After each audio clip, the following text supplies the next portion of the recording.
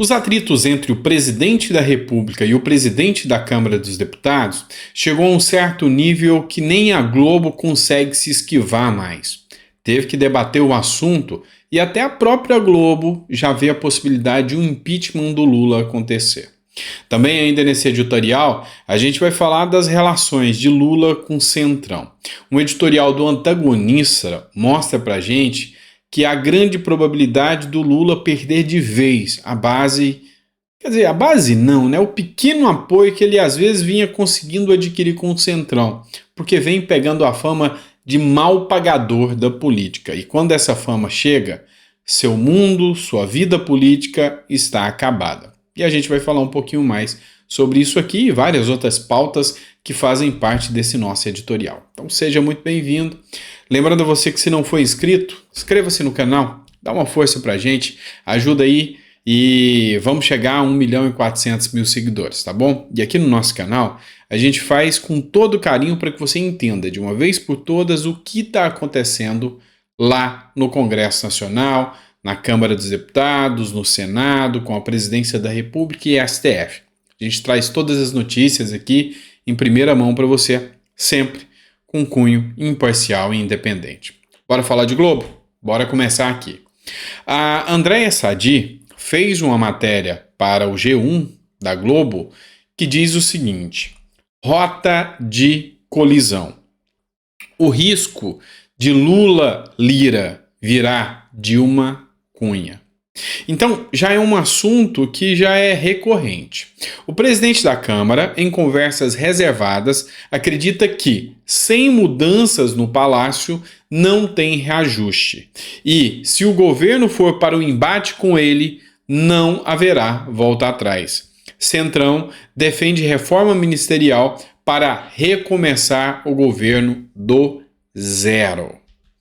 Vamos entender um pouco mais o que está acontecendo. Nós temos hoje uma briga, você já sabe disso, entre o Arthur Lira, que é presidente da Câmara, e o presidente da República, Luiz Inácio Lula da Silva. A grande questão aqui, nessa queda de braço, qual dos dois tem mais força?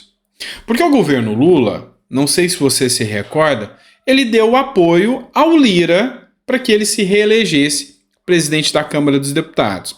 E nisso Lula saberia que teria que lidar com o Lira durante 2 anos até que acabasse o seu mandato. Só que a grande questão é a seguinte: Lula só deu apoio para Lira porque já sabia que ele ia ganhar. Tentou dar uma de esperto e não colou com Lira. Lira sabe que ele não deve favor nenhum ao Lula, ao contrário do Pacheco, que só conseguiu a vitória graças à atuação do governo, graças à entrega de cargos e negociações. Lira não precisou em nada do Lula para se tornar presidente da Câmara. Então, Lula pensava que esses 2 anos passariam rápido e que Lira seria fácil de ser comprado. Não é caro e Lula não está conseguindo. Então Lula só previu os próximos 2 anos sem Lira. Só que teve mais um erro de cálculo do Lula. Lula simplesmente não calculou que, se Lira se mantém forte, quem vai escolher o substituto do Lira é o próprio Lira.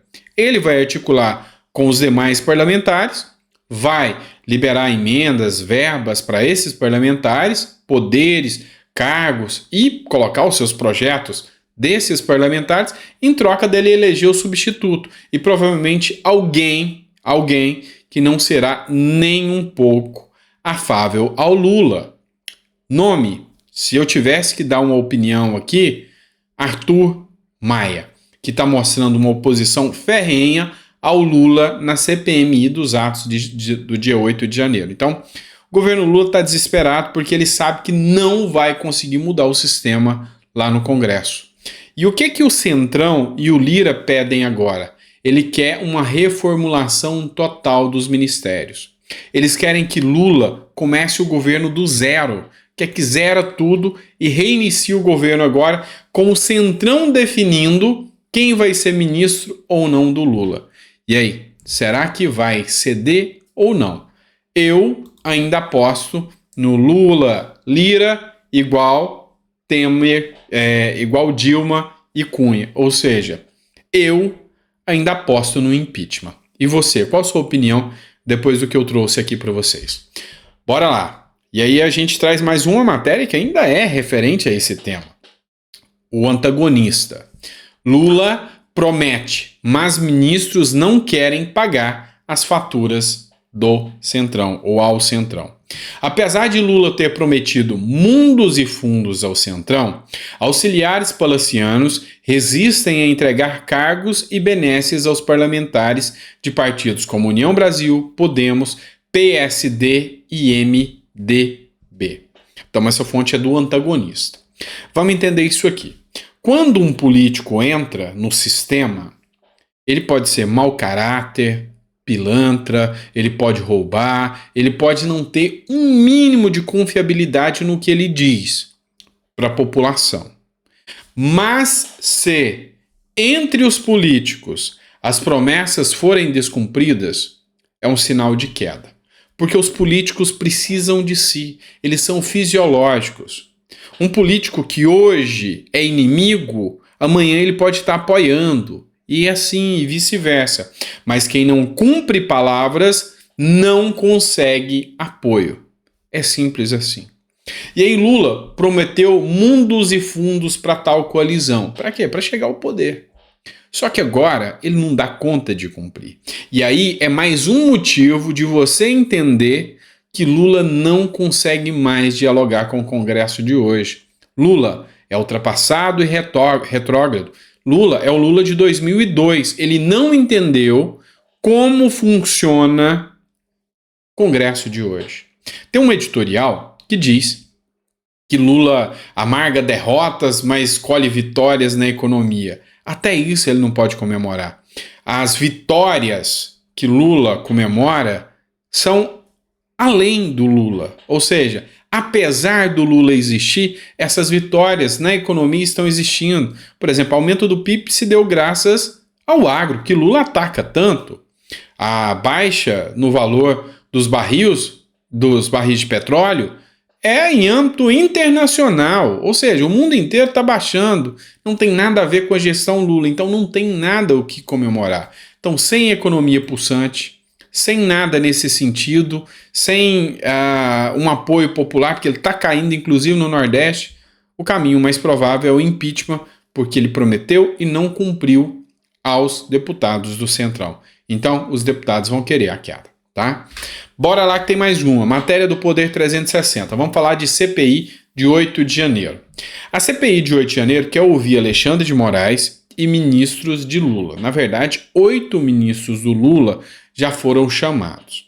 Quanto ao Alexandre de Moraes, eu já fiz algumas considerações para vocês, tá? E eu vejo que Alexandre de Moraes vai se esquivar. Era mais do que imperioso e necessária a oitiva de Alexandre de Moraes, afinal, ele é o detentor, ou seja, o todo-poderoso que comanda o inquérito, que apura todos os fatos, ele que manda prender. Então seria interessante a oitiva dele, sim. Mas, constitucionalmente falando, até por uma decisão do próprio STF, que é que interpreta a Constituição, um dos líderes dos poderes não podem ser chamados pelos outros. Então, os ministros do STF, assim como Lula, não podem ser convocados para uma CPMI. Esse é o entendimento majoritário que já existia no Supremo Tribunal Federal. E o que já existia, eles vão usar a favor deles. O que não existia, eles criam em favor deles. E o que era contra eles, eles mudam para ficar em favor deles. Isso é fato. Mas vamos lá. Quem vai ser chamado já na CPMI de 8 de janeiro? Flávio Dino, José Múcio, Marcos Antônio Amaro dos Santos, Rui Costa, Alexandre Padilha, Jorge Messias, Márcio Macedo e Paulo Pimenta. São os nomes que têm requerimento de convocação em relação a eles. Vamos falar de um assunto agora um pouco mais polêmico. Vamos partir para uma próxima pauta aqui. Aconteceu ontem a chamada parada LGBTQIA+, no município, no estado de São Paulo, dentro da capital, né, de São Paulo. E aí, uma cena chamou muita atenção e está dando muita repercussão nas redes sociais. É a questão de crianças participando da parada LGBT, e inclusive com pessoas seminuas perto dessas crianças, e uma certa faixa que chamou muita atenção. crianças trans existem. E aí, o editorial que foi publicado aqui pelo Fernando Holliday é da revista Oeste e diz o seguinte: vereador de São Paulo quer proibir crianças na parada gay. Presença de menores de idade e defesa da existência de crianças trans geraram indignação nas redes. O Fernando Holliday, que também é homossexual, ele é gay assumido, ele escreveu o seguinte: as cenas de ontem deixaram claro que a parada gay é um evento inadequado para crianças e adolescentes. Portanto, protocolei hoje na Câmara Municipal de São Paulo um projeto de lei que proíbe a presença de menores nas próximas edições da parada gay. Se a medida for descumprida, pais e organizadores serão multados. Eu, particularmente, concordo plenamente com o Fernando Holliday. Se você pegar o ECA, o Estatuto da Criança e do Adolescente, lá é bem previsível que alguns ambientes são vedados a crianças para manter a incolumidade dessas crianças. Por exemplo, bares, boates, não são eventos que podem ser livres ou liberados a crianças. Show de rock à noite, não pode. Então, eu acho que um evento que tem uma conotação sexual tão exposta como a parada gay não tem que receber crianças. É uma questão de proteção às crianças. Eu, particularmente, respeito todas as opções sexuais, que sejam felizes, cada um que seja feliz à sua maneira e ao seu modo, mas influenciar crianças, fazer ideologia de gênero com crianças é uma aberração. Então, eu concordo em número, gênero e grau com o vereador Fernando Holliday e acho que esse projeto deveria andar o mais rápido possível, tá? Por fim, mas não menos importante, tá? Para vocês também mais uma matéria do Antagonista que diz o seguinte: advogados de Apio fizeram doações ao PT. Os advogados Valfrido Jorge Ward Júnior e Rafael Valim, responsáveis pela defesa do juiz federal afastado Eduardo Apio, também contribuíram para o PT, assim como o próprio Apio, que comandou a 13ª Vara de Curitiba até o seu afastamento. Vamos entender isso aqui. O Apio é um juiz federal. O Apio, dentro do sistema judiciário, tinha como senha de acesso LU 2022, ou seja, uma clara referência a Lula 2022. E também já tinha feito uma doação de R$13 à campanha do PT.